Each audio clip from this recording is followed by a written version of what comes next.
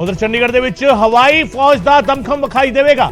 ਇਸ ਵਾਰ ਚੰਡੀਗੜ੍ਹ ਦੇ ਵਿੱਚ ਇੰਡੀਅਨ 에ਅਰ ਫੋਰਸ ਡੇ ਪਰੇਡ ਜਿਹੜੀ ਹੈਗੀ ਉਹ ਪ੍ਰਬੰਧਿਤ ਕੀਤੀ ਜਾਵੇਗੀ। 8 ਅਕਤੂਬਰ ਨੂੰ ਚੰਡੀਗੜ੍ਹ ਦੇ ਵਿੱਚ ਜਿਹੜਾ ਹੈਗਾ ਇਹ ਪਰੇਡ ਹੋਵੇਗੀ। ਆਈਏਐਫ ਦੇ ਚੀਫ ਵੀਆਰ ਚੌਧਰੀ ਨੇ ਬਿਆਨ ਦਿੱਤਾ ਹੈ ਇਸ ਵਾਰ ਚੰਡੀਗੜ੍ਹ ਦੇ ਵਿੱਚ ਹਵਾਈ ਫੌਜ ਆਪਣਾ ਦਮਖਮ ਵਿਖਾਵੇਗੀ। 8 ਅਕਤੂਬਰ ਨੂੰ ਆਈਏਐਫ ਦੀ ਪਰੇਡ ਜਿਹੜਾ ਹੈਗਾ ਉਹ ਚੰਡੀਗੜ੍ਹ ਵਿੱਚ ਪ੍ਰਬੰਧਿਤ ਹੋਵੇਗੀ ਔਰ ਹਰ ਵਾਰ ਜਿਹੜਾ ਹੈਗਾ ਹਿੰਡਨ 에ਅਰਬੇਸ ਗਾਜ਼ੀਆਬਾਦ ਤੇ ਪ੍ਰਬੰਧਿਤ ਹੁੰਦੀ ਸੀਗੀ, ਪਰ ਇਸ ਵਾਰ ਇਹ ਬਦਲਾਅ ਜਿਹੜਾ ਹੈਗਾ ਉਹ ਕੀਤਾ ਗਿਆ ਹੈ। हर साल हुण मुख समागमां दी थां बदली जाएगी। इंडियन एयर फोर्स वालों यह बयान जिहड़ा हैगा जारी किया गया है। वीआर चौधरी ने जिहड़ा हैगा बयान दिता है। इंडियन एयर फोर्स के मुखी जिहड़े ने उन्होंने यह बयान दिता है। चौथी बिग ब्रेकिंग 2 बजे दी है कि इस बार चंडीगढ़ के आसमान दे विच हवाई फौज अपना दमखम विखावेगी। प्रधानमंत्री के मार्गदर्शन हेठ फैसला लिया गया। प्रधानमंत्री का विजन है कि मुख समागम नूं दिल्ली तो बाहर भी जिहड़ा हैगा वो लिजाया जाए, यानी बाकी थावां ते भी जिहड़ा हैगा ये समागम जिहड़े हैगे वो कराए जाण। ਤੇ ਚੰਡੀਗੜ੍ਹ ਦੇ ਵਿੱਚ ਇਸ ਵਾਰ 에ਅਰ ਫੋਰਸ ਡੇ ਜਿਹੜਾ ਹੈਗਾ ਉਹ ਮਨਾਇਆ ਜਾਵੇਗਾ। 에ਅਰ ਫੋਰਸ ਡੇ ਦੀ ਪਰੇਡ ਜਿਹੜਾ ਹੈਗਾ ਇਸ ਵਾਰ ਚੰਡੀਗੜ੍ਹ ਦੇ ਵਿੱਚ ਪ੍ਰਬੰਧਿਤ ਕੀਤੀ ਜਾਵੇਗੀ।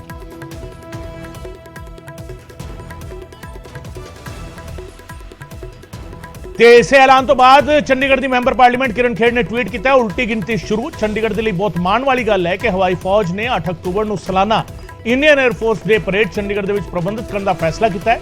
ਮੈਂ ਪ੍ਰਧਾਨ ਮੰਤਰੀ ਨਰਿੰਦਰ ਮੋਦੀ ਜੀ ਦਾ ਦੇਸ਼ ਦੇ ਵੱਖ-ਵੱਖ ਹਿੱਸਿਆਂ ਵਿੱਚ ਅਜਿਹੇ ਪ੍ਰਮੁੱਖ ਸਮਾਗਮਾਂ ਅਤੇ ਤਿਉਹਾਰਾਂ ਨੂੰ ਲਿਆਉਣ ਦੇ ਲਈ ਧੰਨਵਾਦ ਵੀ ਕਰਨਾ ਚਾਹਾਂਗੀ। ਚੰਡੀਗੜ੍ਹ ਤੋਂ ਮੈਂਬਰ ਪਾਰਲੀਮੈਂਟ ਨੇ ਕਿਰਨ ਖੇਰ ਉਹਨਾਂ ਨੇ ਟਵੀਟ ਕੀਤਾ ਹੈ ਇਸ ਐਲਾਨ ਤੋਂ ਬਾਅਦ।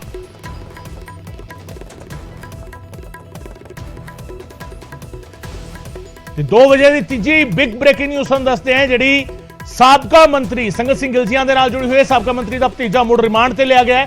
ਦਲਜੀਤ ਗਿਲਜੀਆਂ ਨੂੰ ਜਿਹੜਾ ਹੈਗਾ ਫੇਰ ਪੁਲਿਸ ਰਿਮਾਂਡ ਤੇ ਲਿਆ ਗਿਆ। ਸਾਬਕਾ ਮੰਤਰੀ ਦਾ ਭਤੀਜਾ ਹੈਗਾ ਦਲਜੀਤ ਸਿੰਘ ਗਿਲਜੀਆਂ ਜਿਸ ਨੂੰ ਇੱਕ ਵਾਰ ਫੇਰ ਰਿਮਾਂਡ ਤੇ ਲਿਆ ਗਿਆ ਔਰ ਦਲਜੀਤ ਗਿਲਜੀਆਂ ਨੂੰ ਇੱਕ ਵਾਰ ਫੇਰ ਤੋਂ ਮੋਹਾਲੀ ਕੋਰਟ ਨੇ 4 ਦਿਨਾਂ ਦੀ ਰਿਮਾਂਡ ਤੇ ਭੇਜ ਦਿੱਤਾ ਹੈ। ਤੁਹਾਨੂੰ ਦੱਸਦੀਏ ਸੰਗਤ ਗਿਲਜੀਆਂ ਤੇ ਕਰਪਸ਼ਨ ਮਾਮਲੇ ਦੇ ਵਿੱਚ ਇਲਜ਼ਾਮ ਨੇ। ਤੀਜੀ ਬਿਗ ਬ੍ਰੇਕਿੰਗ ਜਿਹੜਾ ਹੈਗਾ ਤੁਹਾਨੂੰ ਦੱਸ ਰਹੇ ਹਾਂ 2 ਵਜੇ ਦੀ ਤੀਜੀ ਬਿਗ ਬ੍ਰੇਕਿੰਗ ਕਰਪਸ਼ਨ ਮਾਮਲੇ ਦੇ ਵਿੱਚ ਦਲਜੀਤ ਗਿਲਜੀਆਂ ਦੀ ਗ੍ਰਿਫਤਾਰੀ ਹੋਈ ਹੈ। ਜੰਗਲਾਤ ਘੁਟਾਲੇ ਨੂੰ ਲੈ ਕੇ ਪੁੱਛਗਿੱਛ ਹੋ ਰਹੀ ਹੈ ਤੇ ਵਿਜੀਲੈਂਸ ਨੂੰ ਦਲਜੀਤ ਤੋਂ ਕਈ ਵੱਡੇ ਖੁਲਾਸੇ ਜਿਹੜੇ ਹੈਗੇ ਵਿਜੀਲੈਂਸ ਦੇ ਸਾਹਮਣੇ ਦਲਜੀਤ ਨੇ ਕੀਤੇ ਨੇ और अगे भी पुछगिछ जिहड़ी हैगी वो लगातार जारी है और इस पुछगिछ दौरान कई होर खुलासे होने की उम्मीद है। इस करके रिमांड जिहड़ा हैगा वो वधाउण दी मंग जिहड़ा हैगा वो कीती गई सीगी और एक बार फिर दलजीत गिलजिया नूं जिहड़ा हैगा 4 दिनों के रिमांड ते मोहाली दी कोर्ट ने भेज दिता है।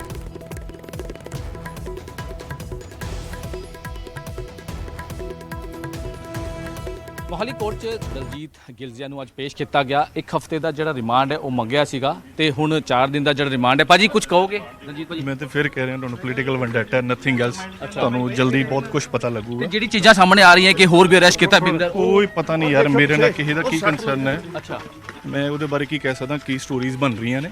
ਬਿਜ਼ਨਸ ਕਹਿ ਰਹੀ ਹੈ ਕਿ ਗੱਡੀ 'ਚ ਵੀ ਕਾਫੀ ਚੀਜ਼ਾਂ ਬਰਾਮਦ ਹੋਈ ਹੈ। ਯਾਰ ਉਹ ਤਾਂ ਤੁਹਾਡੇ ਸਾਹਮਣੇ ਆ ਹੀ ਜਾਣਾ ਹੈ। ਅੱਛਾ ਚਲੋ ਮੈਂ ਇਸ ਤੋਂ ਵੱਧ ਨਹੀਂ ਕਹਿੰਦਾ। ਪੋਲੀਟੀਕਲ ਵੈਂਡੇਟਾ ਥੋੜੇ ਟਾਈਮ ਵੇਟ ਕਰੋ, ਸਾਰਾ ਕੁਝ ਸੱਚ ਬਾਹਰ ਆ ਜਾਣਾ। ਅੱਛਾ ਤੇ ਸਰ ਕੀ ਬਿਜ਼ਨਸ ਹੋਰ ਵੀ ਕਹਿ ਰਹੀ ਹੈ ਕਿ ਕਈ ਪ੍ਰੂਫਸ ਨੇ ਉਹਨਾਂ ਕੋਲ। ਮੈਂ ਨਹੀਂ ਕੁਝ ਕਹਿਣਾ ਚਾਹੁੰਦਾ, ਇਹ ਤਾਂ ਕੋਰਟ ਦਾ ਮਸਲਾ ਹੈ, ਕੋਰਟ 'ਚ ਹੀ ਆਪਾਂ ਗੱਲ ਕਰਾਂਗੇ। ਤੁਸੀਂ ਜ਼ਿਆਦਾ ਆਪਣੀ ਗੱਲ ਤਾਂ ਰੱਖੋਗੇ ਨਾ ਭਾਜੀ? ਮੈਂ ਉਹੀ ਕਹਿ ਰਿਹਾ ਕੋਰਟ 'ਚ ਮਸਲਾ ਹੈ, ਕੋਰਟ 'ਚ ਰੱਖਾਂਗਾ। ਠੀਕ ਹੈ ਜੀ। ਇਹ ਪੋਲੀਟੀਕਲ ਵੈਂਡੇਟਾ ਤੁਹਾਨੂੰ ਬਹੁਤ ਜਲਦੀ ਕਲੀਅਰ ਹੋ ਜਾਣਾ। ਠੀਕ ਹੈ ਭਾਜੀ, ਠੀਕ ਹੈ। ਤੇ ਬਿਲਕੁਲ ਦਲਜੀਤ ਗਿਲਜੀਆ ਕਹਿੰਦੇ ਨਜ਼ਰ ਆ ਰਹੇ ਨੇ ਕਿ ਪੋਲੀਟੀਕਲੀ ਵੈਂਡੇਟਾ ਹੈ। 4 ਦਿਨ ਦਾ ਜਿਹੜਾ ਰਿਮਾਂਡ ਮੰਗਿਆ ਸੀਗਾ ਇਹਦੇ ਵਿੱਚ ਹੁਣ ਹਾਲਾਂਕਿ ਇਹ ਕਹਿੰਦੇ ਨਜ਼ਰ ਆ ਰਹੇ ਕਿ ਕਈ ਚੀਜ਼ਾਂ ਨੇ ਜਿਹਦੇ ਵਿੱਚ ਹੁਣ ਅੱਗੇ ਸਭ ਦੇ ਸਾਹਮਣੇ ਜਿਹੜਾ ਹੈ ਉਹ ਜਿਹੜੀ ਚੀਜ਼ਾਂ ਹੈ ਉਹ ਸਾਰੀ ਕਲੀਅਰ ਹੋ ਜਾਣਗੀਆਂ। ਲੇਕਿਨ ਦੂਜੇ ਪਾਸੇ ਜੇ ਆਪਾਂ ਗੱਲ ਕਰੀਏ ਵਿਜੀਲੈਂਸ ਜਿਹੜੀ ਹੈ ਉਹ ਲਗਾਤਾਰ ਕਹਿੰਦੀ ਨਜ਼ਰ ਆ ਰਹੀ ਹੈ ਕਿ ਕਈ ਚੀਜ਼ਾਂ ਇਹਦੇ ਵਿੱਚ ਕਈ ਜਿਹੜੇ ਪ੍ਰੂਫਸ ਨੇ ਉਹ ਸਾਡੇ ਕੋਲ ਨੇ, ਕਈ ਇਸ ਤਰ੍ਹਾਂ ਦੇ ਡਾਕੂਮੈਂਟਰੀ ਪ੍ਰੂਫਸ ਨੇ ਜਾਂ ਫਿਰ ਹੋਰ ਜਿਹੜੇ ਲੋਕ ਸਾਹਮਣੇ ਆ ਰਹੇ ਆ ਉਹਦੇ ਵਿੱਚ ਕਈ ਇਸ ਤਰ੍ਹਾਂ ਦੇ ਜਿਹੜੀ ਹੈਗੀ ਚੀਜ਼ਾਂ ਸਾਹਮਣੇ ਆਈ ਜਿਹਦੇ ਕਰਕੇ ਹੋਰ ਵੀ ਲੋਕਾਂ ਦੀ ਇਹਦੇ ਵਿੱਚ ਗ੍ਰਿਫਤਾਰੀ ਹੈ ਉਹ ਹੋਣ ਵਾਲੀ ਹੈ। ਕਈ ਵੱਡੇ ਮਗਰਮੱਛ, ਕਈ ਵੱਡੇ ਅਫਸਰ ਇਹਦੇ ਵਿੱਚ ਜਿਹੜੇ ਹੈਗੇ ਉਹ ਸਾਹਮਣੇ ਆ ਰਹੇ ਜਿਨ੍ਹਾਂ ਨੂੰ ਤਲਬ ਕੀਤਾ ਹੈ ਤੇ ਜਲਦੀ ਉਹਨਾਂ ਦੀ ਗ੍ਰਿਫਤਾਰੀ ਵੀ ਕੀਤੀ ਜਾਏਗੀ। ਮੋਹਾਲੀ ਤੋਂ ਕੈਮਰਾਮੈਨ ਰਜਿੰਦਰ ਸਿੰਘ ਨਾਲ ਮਨੋਜ ਰਾਠੀ, ਨਿਊਜ਼ 18 ਪੰਜਾਬ। सो विजिलेंस ने रिमांड हासिल कर लिया पर दलजीत गिलजिया कह रहे हैं कि ये पॉलिटिकल वेंडेटा और छेती ही सब कुछ सारा दे सामने आ जाएगा। 4 दिनों का रिमांड हालांकि होर पुलिस नूं मिल चुका है।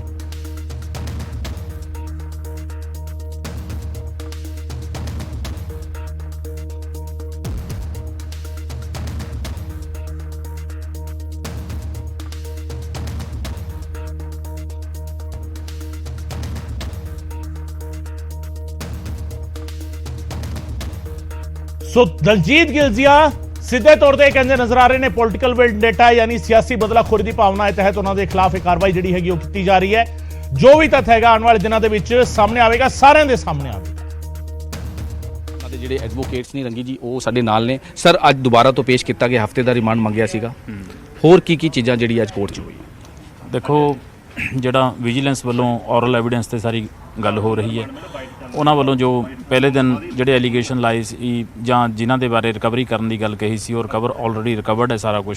ਜਿਹੜੀ ਕਾਰ ਸਟicker ਦੇ ਬੇਸ ਸੀ ਉਹਦੇ ਬਾਰੇ ਅਸੀਂ ਦੱਸਿਆ ਵੀ ਉਹ ਸਟicker ਜਿਹੜਾ ਸੀ ਉਹ ਚੰਡੀਗੜ੍ਹ ਪੁਲਿਸ ਉਹਦੇ ਤੇ ਚਲਾਨ ਕਰ ਸਕਦੀ ਸੀ, ਉਹੀ ਕਾਰਵਾਈ ਬਣਦੀ ਸੀ, ਹੋਰ ਉਹਦੇ ਵਿੱਚ ਕੁਝ ਨਹੀਂ। ਉਹਨਾਂ ਦੀਆਂ ਜਿਹੜੀਆਂ ਕੋਈ ਚੈੱਕ ਬੁੱਕਸ ਦੀ ਗੱਲ ਹੋਈ ਸੀ, ਉਹ ਚੈੱਕ ਬੁੱਕਸ ਬਾਰੇ ਵੀ ਅਸੀਂ ਆਹੀ ਦੱਸਿਆ ਸੀਗਾ ਵੀ ਉਹ ਫਾਈਨੈਂਸ਼ੀਅਲ ਏਜੰਟ ਸੀ ਜਦੋਂ ਡਿਊਰਿੰਗ ਦੀ ਇਲੈਕਸ਼ਨ ਟਾਈਮ ਸੰਗਤ ਸਿੰਘ ਗਿੱਲ ਜੀਆਂ ਦੇ।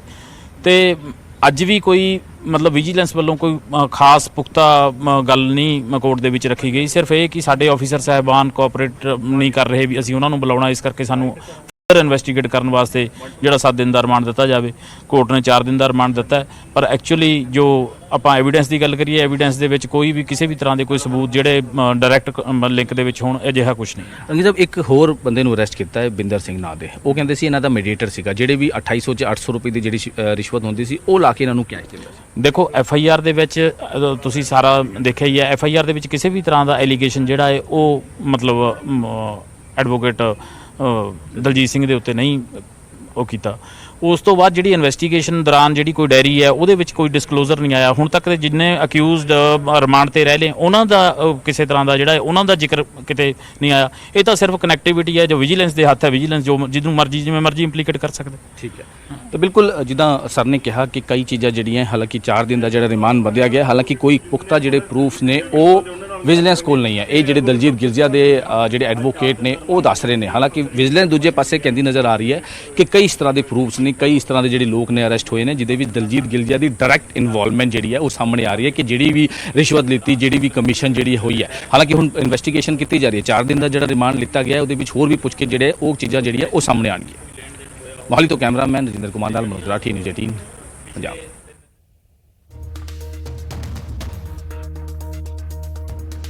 ਸੋ ਦਲਜੀਤ ਸਿੰਘ ਗਿਲਜੀਆ ਨੂੰ ਮੁੜ ਰਿਮਾਂਡ ਤੇ ਲਿਆ ਵਿਜੀਲੈਂਸ ਨੇ। 4 ਦਿਨਾਂ ਦਾ ਰਿਮਾਂਡ ਜਿਹੜਾ ਹੈਗਾ ਉਹ ਹਾਸਲ ਕੀਤਾ ਗਿਆ। ਹਾਲਾਂਕਿ ਦਲਜੀਤ ਗਿਲਜੀਆ ਕਹਿੰਦੇ ਨਜ਼ਰ ਆ ਰਹੇ ਨੇ ਕਿ ਪੋਲੀਟੀਕਲ ਵੈਂਡੇਟਾ ਜਿਹੜਾ ਹੈਗਾ ਉਹਨਾਂ ਦੇ ਖਿਲਾਫ ਕੀਤਾ ਗਿਆ। ਉਧਰ ਮੁੜ ਰਿਮਾਂਡ ਤੇ ਗੈਂਗਸਟਰ ਜੱਗੂ ਭਗਵਾਨਪੁਰੀਆ ਦਾ ਰਿਮਾਂਡ ਇੱਕ ਵਾਰ ਫੇਰ ਮਿਲਿਆ ਹੈ। ਅੰਮ੍ਰਿਤਸਰ ਦਿਹਾਤੀ ਪੁਲਿਸ ਨੂੰ 4 ਦਿਨਾਂ ਦਾ ਰਿਮਾਂਡ ਹਾਸਿਲ ਹੋਇਆ ਹੈ। 2 ਵਜੇ ਦੀ ਦੂਜੀ big breaking news, gangster Jaggu Bhagwanpuria ਦਾ ਰਿਮਾਂਡ। ਅੰਮ੍ਰਿਤਸਰ ਦਿਹਾਤੀ ਪੁਲਿਸ ਨੂੰ 4 ਦਿਨਾਂ ਦਾ ਰਿਮਾਂਡ ਮਿਲਿਆ ਜੱਗੂ ਭਗਵਾਨਪੁਰੀਆ ਦਾ। ਬਾਬਾ ਬਕਾਲਾ ਦੀ ਕੋਰਟ ਨੇ ਰਿਮਾਂਡ ਤੇ ਭੇਜ ਦਿੱਤਾ ਜੱਗੂ ਭਗਵਾਨਪੁਰੀਆ ਨੂੰ। 2 ਵਜੇ ਦੀ ਦੂਜੀ ਬਿਗ ਬ੍ਰੇਕਿੰਗ ਤੁਹਾਨੂੰ ਦੱਸ ਰਹੇ ਹਾਂ।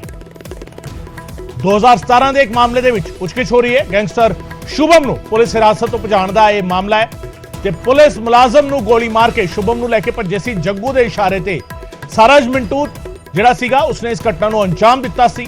ਜੱਗੂ ਤੇ ਬਿਆਸ ਥਾਣੇ ਦੇ ਵਿੱਚ ਇਹ ਕੇਸ ਦਰਜ ਹੈ। ਸਾਡੇ ਸਹਿਯੋਗੀ ਰਾਜੀਵ ਸ਼ਰਮਾ ਸਾਡੇ ਨਾਲ ਫੋਨ ਲਾਈਨ ਤੇ ਜੁੜ ਰਹੇ ਨੇ। ਰਾਜੀਵ, 4 ਦਿਨਾਂ ਦਾ ਰਿਮਾਂਡ ਜਿਹੜਾ ਹੈਗਾ ਜੱਗੂ ਭਗਵਾਨਪੁਰੀਆ ਦਾ ਮਿਲ ਗਿਆ ਅੰਮ੍ਰਿਤਸਰ ਦੀ ਦਿਹਾਤੀ ਪੁਲਿਸ ਨੂੰ। ਜੀ ਹਾਂ, ਬਿਲਕੁਲ ਗਗਨ, ਪਹਿਲਾਂ 6 ਦਿਨ ਦਾ ਰਿਮਾਂਡ ਜੋ ਹੈ ਪੁਲਿਸ ਨੇ ਹਾਸਲ ਕੀਤਾ ਸੀ। ਤਾਂ ਮੈਂ ਦੱਸਣਾ ਚਾਹੁੰਦਾ ਕਿ ਇਹ ਅੰਮ੍ਰਿਤਸਰ ਦਿਹਾਤੀ ਪੁਲਿਸ ਦੇ ਅਧੀਨ ਜੋ ਥਾਣਾ ਬਿਆਸ ਹੈ, ਉਸ ਥਾਣੇ ਦੇ ਵਿੱਚ ਇਸ ਦੇ ਖਿਲਾਫ ਜਿਹੜੀ ਹੈ ਉਹ FIR ਦੇ ਵਿੱਚ ਨਾਮ ਸੀ ਜੱਗੂ ਭਗਵਾਨਪੁਰੀਏ ਦਾ, ਔਰ ਉਸ ਨੂੰ ਜਦੋਂ ਮਾਨਸਾ ਦੀ ਅਦਾਲਤ ਦੇ ਵਿੱਚ ਲਿਆਂਦਾ ਗਿਆ ਤਾਂ ਉੱਥੋਂ ਅੰਮ੍ਰਿਤਸਰ ਦੀ ਜਿਹੜੀ ਦਿਹਾਤੀ ਪੁਲਿਸ ਹੈ ਉਹ ਉਸ ਨੂੰ ਪ੍ਰੋਡਕਸ਼ਨ ਮਾਫ ਕਰਨਾ ਜਿਹੜਾ ਟ੍ਰਾਂਜ਼ਿਟ ਰਿਮਾਂਡ ਤੇ 1 ਦਿਨ ਦਾ ਜਿਹੜਾ ਪੁਲਿਸ ਵੱਲੋਂ ਮਿਲਿਆ ਸੀ, ਉਸ ਤੋਂ ਬਾਅਦ ਅਦਾਲਤ ਦੇ ਵਿੱਚ ਪੇਸ਼ ਕੀਤਾ ਗਿਆ ਅਤੇ ਪਹਿਲਾਂ ਪੁਲਿਸ ਨੇ 6 ਦਿਨ ਦਾ ਰਿਮਾਂਡ ਹਾਸਲ ਕੀਤਾ ਸੀ ਜੋ ਕਿ ਅੱਜ ਖਤਮ ਹੋਣ ਜਾ ਰਿਹਾ ਸੀ। ਔਰ ਅੱਜ ਪੁਲਿਸ ਜੋ ਹੈ ਫਿਰ ਬਾਬਾ ਬਕਾਲਾ ਦੇ ਵਿੱਚ ਉਸ ਨੂੰ ਲੈ ਕੇ ਪਹੁੰਚੀ, ਅਦਾਲਤ ਦੇ ਵਿੱਚ ਪੇਸ਼ ਕੀਤਾ ਗਿਆ ਤੇ 4 ਦਿਨ ਦਾ ਜਿਹੜਾ ਰਿਮਾਂਡ ਹੈ ਉਹ ਹੁਣ ਪੁਲਿਸ ਹਾਸਲ ਕਰਨ ਦੇ ਵਿੱਚ ਕਾਮਯਾਬ ਹੋਈ ਹੈ ਔਰ ਪੁੱਛਗਿੱਛ ਕੀਤੀ ਜਾਏਗੀ। ਔਰ ਉਸ ਵੇਲੇ ਮਾਮਲੇ ਦੇ ਵਿੱਚ ਜਿਹੜੇ ਹਥਿਆਰ ਜਾਂ ਵਰਤੇ ਗਏ ਜਾਂ ਉਹ ਹਥਿਆਰ ਕਿੱਥੋਂ ਆਏ, ਤਾਂ ਬਹੁਤ ਸਾਰੇ ਪਹਿਲੂ ਨੇ ਜਿਨ੍ਹਾਂ ਦੇ ਉੱਪਰ ਪੁਲਿਸ ਦਾ ਇਹ ਪੱਖ ਸੀ ਅਦਾਲਤ ਦੇ ਵਿੱਚ ਕਿ ਅਸੀਂ ਉਹਨਾਂ ਪਹਿਲੂਆਂ ਤੇ ਵੀ ਜਾਂਚ ਕਰਨਾ ਚਾਹੁੰਦੇ, ਜਿਸ ਤੋਂ ਬਾਅਦ ਅਦਾਲਤ ਵੱਲੋਂ 4 ਦਿਨ ਦਾ ਜਿਹੜਾ ਪੁਲਿਸ ਰਿਮਾਂਡ ਹੈ ਉਹ ਜੱਗੂ ਭਗਵਾਨਪੁਰੀਆ ਨੂੰ ਲੈ ਕੇ ਪੁਲਿਸ ਨੇ ਹਾਸਲ ਕਰਨ ਦੇ ਵਿੱਚ ਕਾਮਯਾਬੀ ਜਿਹੜੀ ਹੈ ਉਹ ਹਾਸਲ ਕੀਤੀ ਹੈ। ਠੀਕ ਹੈ, बहुत बहुत शुक्रिया राजीव इस तमाम जानकारी के लिए। राजीव शर्मा मेरे सहयोगी जानकारी दे रहे सन इस पूरे मामले के बारे। 4 दिनों का रिमांड जिहड़ा है जग्गू भगवानपुरी का अमृतसर की देहाती पुलिस को हासिल होया है।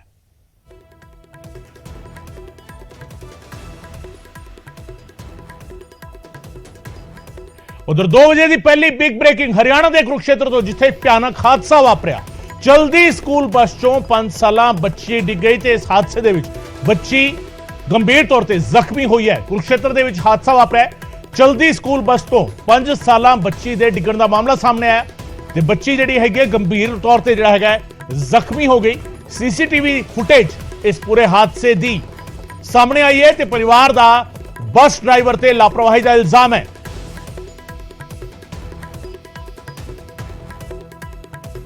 ਤਸਵੀਰਾਂ ਤੁਸੀਂ ਦੇਖ ਰਹੇ ਹੋ, ਸੀਸੀਟੀਵੀ ਫੁਟੇਜ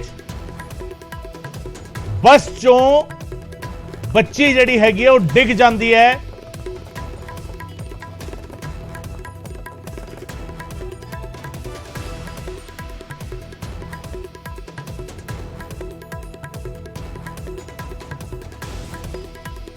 ਪਰਿਵਾਰ ਜਿਹੜਾ ਸਿੱਧੇ ਤੌਰ ਤੇ ਇਲਜ਼ਾਮਦਾਰ ਹੈ।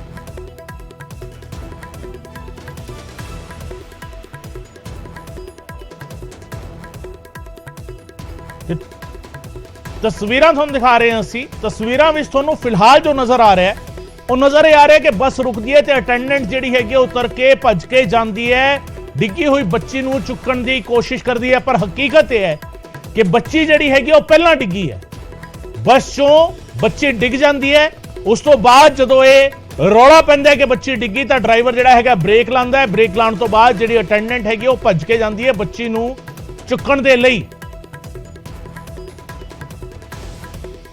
ਚਲਦੀ ਸਕੂਲ ਬੱਸ ਚੋਂ ਬੱਚੀ ਡਿੱਗੀ ਹੈ। 5 ਸਾਲਾਂ ਬੱਚੀ ਹੈਗੀ ਹੈ ਜਿਹੜੀ ਗੰਭੀਰ ਤੌਰ ਤੇ ਜ਼ਖਮੀ ਦੱਸੀ ਜਾ ਰਹੀ ਹੈ ਕਿਉਂਕਿ ਚਲਦੀ ਸਕੂਲ ਬੱਸ ਚੋਂ ਡਿੱਗੀ ਸੀਗੀ। ਇਹ ਸਾਡੇ सहयोगी अशोक यादव ਸਾਡੇ ਨਾਲ फोन लाइन से जुड़ रहे हैं। अशोक, तस्वीरें हम देख पा रहे हैं, तस्वीरें हालांकि कुछ अलग तरीके से सामने आ रही है, लेकिन असल में ये मामला क्या है? किस स्कूल की ये बस थी, कहां ये हादसा हुआ है और बच्ची की हालत फिलहाल कैसी है?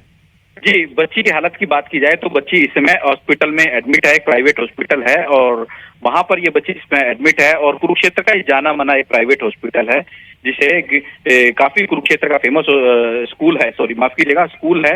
और कुरुक्षेत्र का जो फेमस स्कूल है, अभी तक स्कूल के जो तमाम अधिकारी हैं या कर्मचारी है, पर बात की जाए स्कूल के प्रिंसिपल स्टाफ, वो अभी तक बच्ची से मिलने नहीं आए हैं। परिजनों का साफ आरोप है क्योंकि उनकी बच्ची को जो हॉस्पिटल में एडमिट है उसके कूल्हे पे चोट आई है, बाजू में चोट है। और कहीं ना कहीं जिस तरह से सीसीटीवी जब परिजनों के पास दिया गया, परिजनों ने साफ दिखाया सीसीटीवी में कि किस तरह से इतनी बड़ी लापरवाही सामने आ रही है। पराठे से दौड़ती हुई बस आती है, उसके अंदर से पहले उनकी बच्ची गिरती है, फिर उसके बाद बच्ची को बचाने के चक्कर में जो केयर टेकर है वो निकल उतरता है, वो भी लेडी महिला है, वो कितनी तेजी से गिरते हैं। कहीं ना कहीं स्कूल प्रशासन की जो लापरवाही है, बस की लापरवाही, ड्राइवर की लापरवाही साफ देखी जा सकती है। और अब जब ये सीसीटीवी दिया गया तो उसके बाद पुलिस प्रशासन हरकत में आया। पुलिस प्रशासन हॉस्पिटल में बच्ची के पास गया और फिर पुलिस प्रशासन कह रहा है कि इसके बाद मामला दर्ज किया जाएगा और कार्रवाई की जाएगी कि किस तरह से इतनी बड़ी लापरवाही क्यों हुई और चूक किसकी रही। अशोक, सवाल बहुत सीधा सा है, ये नियम जो हैं, उससे पहले हम आपसे बात करेंगे लेकिन पहले तस्वीरें दिखाते हैं। बच्ची कैसे गिरी पहले ये हम अपने दर्शकों को दिखाते हैं। एक बार फिर से ये तस्वीरें हम दिखाएंगे किस तरीके से यह हादसा हुआ।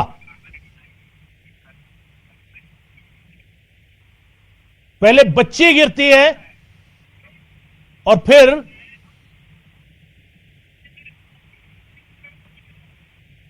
ये तस्वीरें विचलित करने वाली हैं। हम अपने दर्शकों को पहले ही बता दें, ये तस्वीरें आपको विचलित कर सकती हैं, लेकिन इस तरीके से हादसा हुआ है। छोटी बच्ची, 5 साल की बच्ची गिर जाती है बस में से, चलती बस में से। पहला सवाल, बच्ची चलती बस में गेट तक कैसे पहुंची? अशोक लगातार मेरे साथ मौजूद है, मेरे सहयोगी तस्वीरें भी यस दिखा रहे हैं। अशोक, बड़ा सीधा सवाल, सीधा जा सवाल, गेट खड़ी हुई बच्ची जड़ी हैगी है, चलदी बस चो बच्ची डिगदी है। पहला सवाल बहुत सीधा है कि बच्ची ਨੂੰ गेट ਵਿੱਚ ਖੜਾ ਕਿਉਂ ਕੀਤਾ ਗਿਆ। ਦੂਜਾ ਸਵਾਲ, बस ड्राइवर ਦਾ ਧਿਆਨ ਕਿੱਥੇ ਸੀ। ਤੀਜਾ ਸਵਾਲ, केयर टेकर भी डिगदी है। यानी किते ना किते पूरे तरीके लापरवाही ਜਿਹੜੀ ਹੈਗੀ ਇਸ ਪੂਰੇ ਮਾਮਲੇ ਵਿੱਚ ਨਜ਼ਰ ਆ ਰਹੀ ਹੈ ਬੱਸ ਡਰਾਈਵਰ ਦੀ, ਬੱਸ ਦੀ ਜਿਹੜੀ ਜਿਸ ਨੂੰ ਕਿਹਾ ਜਾਵੇ ਕੇਅਰ ਟੇਕਰ ਸੀਗੀ ਉਸ ਦੀ। 5 ਸਾਲਾ ਬੱਚੀ ਨੂੰ ਤੁਸੀਂ ਗੇਟ ਵਿੱਚ ਖੜੇ ਹੋਣ ਦੀ ਇਜਾਜ਼ਤ ਕਿਵੇਂ ਦੇ ਸਕਦੇ ਹੋ? ਔਰ ਜੇਕਰ ਤੁਸੀਂ ਉਹਨੂੰ ਫੜ ਕੇ ਖੜੇ ਸੀ ਫਿਰ ਉਹ ਡਿੱਗਦੀ ਕਿਵੇਂ? ਕੀ ਬੱਸ ਓਵਰ ਸਪੀਡ ਸੀਗੀ? ਕੀ ਬੱਸ ਓਵਰ ਕਰਾਊਡਡ ਸੀਗੀ? ਔਰ ਬੱਚੀ ਕੀ ਇਹ ਸਟਾਪੇਜ ਤੇ ਉਤਰਨ ਵਾਲੀ ਸੀਗੀ? ਸਵਾਲ ਇਹ ਵੀ ਹੈਗਾ ਜਿੱਥੇ ਬੱਸ ਜਾ ਕੇ ਰੁਕਦੀ ਹੈ ਔਰ ਜਿੱਥੇ ਬੱਚੀ ਡਿੱਗਦੀ ਹੈ ਕਿ ਉਹ ਸਟਾਪੇਜ ਤੇ ਬੱਚੀ ਨੇ ਉਤਰਨਾ ਸੀ ਕਿ ਉਸ ਨੂੰ ਉਤਾਰਨ ਦੇ ਲਈ ਪਹਿਲਾਂ ਹੀ ਲਾ ਕੇ ਉੱਥੇ ਖੜਾ ਕਰ ਲਿਆ ਗਿਆ ਸੀਗਾ। ਸਵਾਲ ਇਸ ਗੱਲ ਨੂੰ ਲੈ ਕੇ ਵੀ ਹੈ। ਅਸ਼ੋਕ ਮੇਰੇ सहयोगी लगातार ਸਾਡੇ ਨਾਲ ਮੌਜੂਦ ਨੇ। अशोक, तस्वीरें बड़े क्लियर तौर पर सामने आ रही है, क्लियर तस्वीरें हैं और साफ तौर पर नजर आ रहा है कि बच्ची पहले गिरी, किस तरीके से बच्ची गिरी और उसके बाद केयरटेकर उसको गिरने के बाद अचानक से केयरटेकर उतरती है और उतरते वक्त वो खुद भी गिर गई। हालांकि उसके बाद जाकर उसने बच्ची को उठाया, बच्ची को उठाकर वो साइड में लेकर के गई, लेकिन साफ तौर पर नजर आ रहा है कि लापरवाही पहली बात है इसमें जो नजर आ रही है पूरी तस्वीर में। छोटी सी बच्ची को चलती बस के खुले दरवाजे में खड़ा किस लिए किया गया अशोक? जी, कहीं ना कहीं लापरवाही स्कूल प्रशासन की है कि आखिरकार दरवाजे के पास खड़ा किसने किया गया, नंबर 1। नंबर 2 कि इतनी तेजी से बस को चलाने का किसने इसको ड्राइवर को अधिकार दिया है, क्योंकि जब बस दौड़ती है तो फर्राटा भर के दौड़ती है और इतनी तेजी से बस दौड़ी। आखिरकार जब बच्ची गिरती है उसके तुरंत बाद केयर टेकर उसे बचाने के लिए कूदती है और वो भी इतनी तेजी से गिरती है, उसके बावजूद भी बस रुकती नहीं है।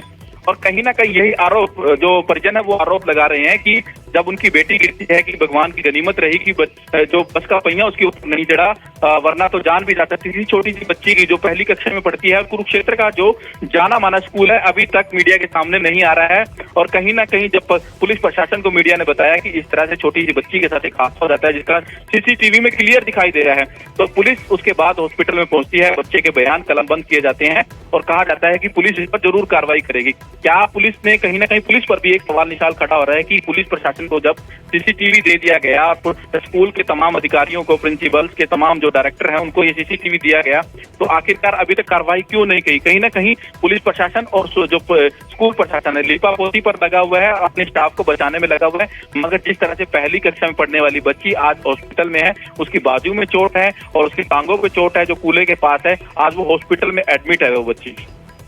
बिल्कुल बिल्कुल अस्पताल में दाखिल है बच्ची और उसकी हालत जो है अभी चोट उसे लगी हुई है। अशोक, सवाल यहां एक और है, अक्सर ऐसा होता है, आज की तारीख में हम कई जगह देख पा रहे हैं कि प्राइवेट स्कूल अब अपना ट्रांसपोर्टेशन नहीं रखते, वो ट्रांसपोर्टेशन कॉन्ट्रैक्ट बेस पर रखते हैं। किसी ट्रांसपोर्टर से सीधा कॉन्ट्रैक्ट किया और फिर वो ट्रांसपोर्टर उस स्कूल के लिए बसेस प्रोवाइड कर देता है। क्या ये बस स्कूल की बस थी, निजी बस थी, या किसी निजी ट्रांसपोर्टर की सेवाएं स्कूल के द्वारा ली जा रही थी?